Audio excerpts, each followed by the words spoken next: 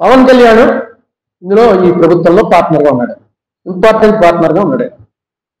ఆయన ఒక్కసారి ఆ సినిమా ఇది తిప్పుతారు కదా, రింగులు తిప్పితే ఫ్లాష్ బ్యాక్లోకి వెళ్తారు. ఒక్కసారి పవన్ కళ్యాణ్ గారు ఫ్లాష్ బ్యాక్లోకి వెళ్ళండి అని మొన్న డిసెంబర్ 6వ తారీఖు, అంటే 2 నెలలు అయింది, డిసెంబర్ 6వ తారీఖున ఇంకో లెటర్ రాశారు. ఆ లెటర్ మీకు అందరికీ వచ్చే ఉంటుంది.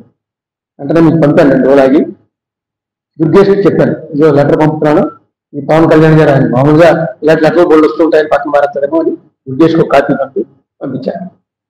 ఆ లెటర్లో క్లియర్గా ఆయన ఎందుకు దీనికి నిలబడవలసి ఇప్పుడు మీకు చెప్పిందంతా లెటర్లో చెప్పాను. నేను పవన్ కళ్యాణ్ గారిని కోరేది ఏంటంటే, ఇంక 2 రోజులు అసెంబ్లీ ప్రారంభం అవుతుంది. ఈ అసెంబ్లీ ప్రారంభమైనప్పుడు అందరూ కలుస్తారు. మీ ప్రమేయం లేకుండా అసెంబ్లీ జరగదు.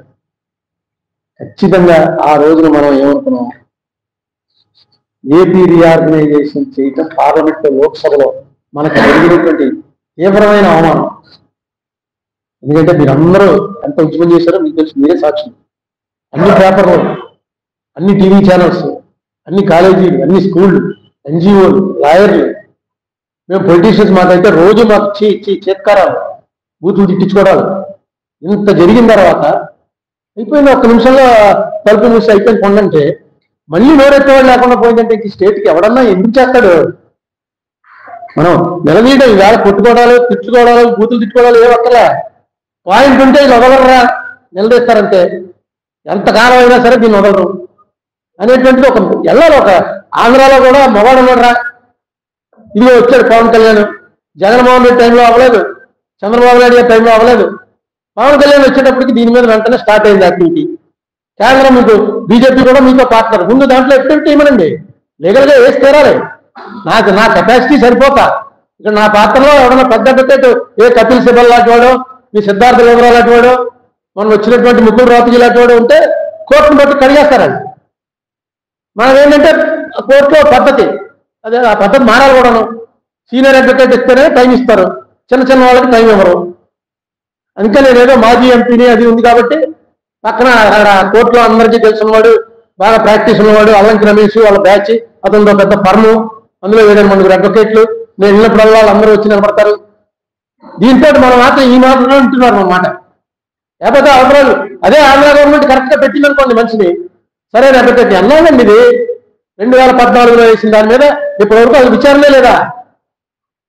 ఒక్కసారి ఆవిడెవరో నాగరత్నమ్మ గారు ఉన్నాడే, జోసెఫ్ అన్నాయన, వాళ్ళిద్దరూ ఉన్నటువంటి బెంచ్ లో ఆ ఒక్కసారి ఏంటిది ఎలా జరిగింది అని చెప్పి అడిగితే నేను ఒక 5 నిమిషాలు చెప్పే అవకాశం ఇచ్చారు. ఇచ్చి అలాగే డిస్మిస్ అవుతుందేమో అనుకుంటే డిస్మిస్ చేయలేదు. ఎందుకంటే ఇవన్నీ ఏమంటారు, ఇన్ఫెక్చువస్ అయిపోయింది, ఎన్నో ఏళ్ళు అయిపోయింది, ఆంధ్ర తెలంగాణ అయిపోయింది, ఎవరికి లేని వీడికి ఎందుకని గొడవ, ఆ గవర్నమెంట్ మాట్లాడదు, ఈ గవర్నమెంట్ మాట్లాడదు అంట. కానీ అది తప్పది. చరిత్రలో మన మీద పడ్డ వీళ్ళని ఏం చేసినా వీళ్ళేం తిరగబడరా అనేటువంటి మార్క్ ఏదో పడిందో అది తప్పది. ఇవాళ పవన్ కళ్యాణ్ గారి మీద నాకు ఎందుకు నమ్మకం ఉందంటే, నాతో ఆయన చాలా డీటెయిల్డ్గా మాట్లాడాడు. ఆయన డెఫినెట్గా ఈ రోలో మనిషి కాదు, కొత్త మనిషి కాబట్టి చట్ట ప్రకారం మాట్లాడచ్చు. నెక్స్ట్ ఆయనకి ఏవి కూడా దాని ఏమంటారంటే స్కెలిటన్స్ ఇన్ కబోర్డ్స్ అంటారు. అంటే మనకేమైనా అస్థిపంజరాలు ఉంటే వెనకాల బీరువాలో, అంటే దాని అర్థం ఏంటంటే మన వెనకాల ఏమైనా స్కాబులు, మన వెనకాల ఏమైనా కేసులు ఇలాంటి ఉన్నాయనుకోండి, అది విప్పి చేస్తారని మాట్లాడకుండా ఊరుకుంటారు. కంగారు పడి ఎందుకు వచ్చింది మనం ఇదేదో అడిగామనుకో గట్టిగానే, సరే తెలుద్దామని. దాని సంగతి ఏంటంటే అవి బాబోయ్ నాకు తెలిసి పవన్ కళ్యాణ్ మీద ఏమి లేవు. డెఫినెట్గా పవన్ కళ్యాణ్ ఇందులో చొరవ చూపిస్తారని నమ్మకంతో ఇవాళ కొంచెం గట్టిగా మారుతాం. లేకపోతే 5 నిమిషాల్లో 11 ఏళ్ళు అయింది బాబు అంటే మీరు ఇదేనా గొడవని పార్టీ తీకేద్దాం. ఈ గొడవ అనేది ఎప్పుడు చెప్పే గొడవే కదా.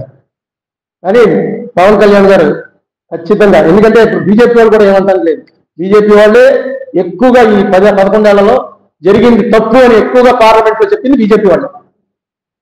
ఆఖరి కాశ్మీర్ విభజన చేస్తున్నప్పుడు కూడా దీని కూడా నడిచింది.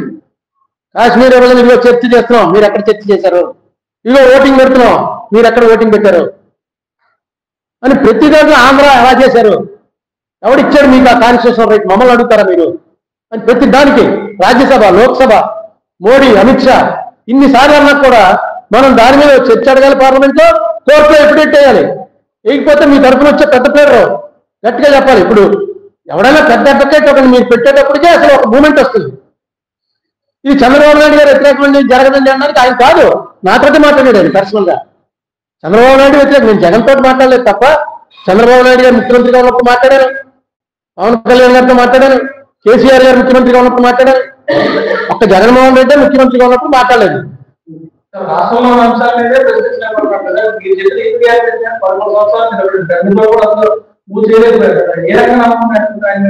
మేము ఇద్దరం మాట్లాడుకున్న మాటలు బట్టి నాకు ఆయనకి ఏర్పడిన స్వల్ప పరిచయంలో నాకు ఎందుకో పవన్ కళ్యాణ్ ఇస్ డిఫరెంట్ అనిపించింది.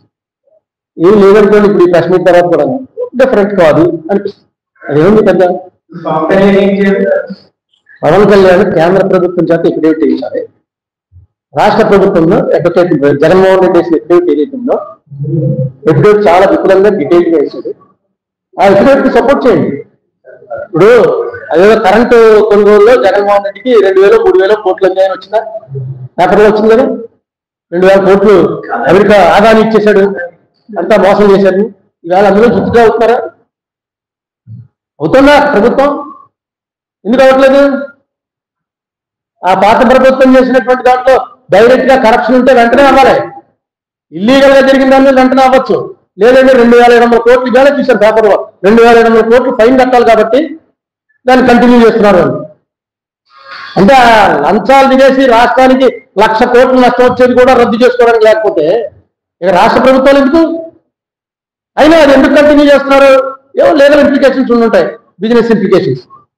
అది చేస్తున్నప్పుడు జగన్మోహన్ రెడ్డి వేసిన ఎఫిడేవిట్ ని కంటిన్యూ చేస్తూ కోర్టులో ప్రొసీడింగ్ స్టార్ట్ చేయడానికి నష్టం లేదు.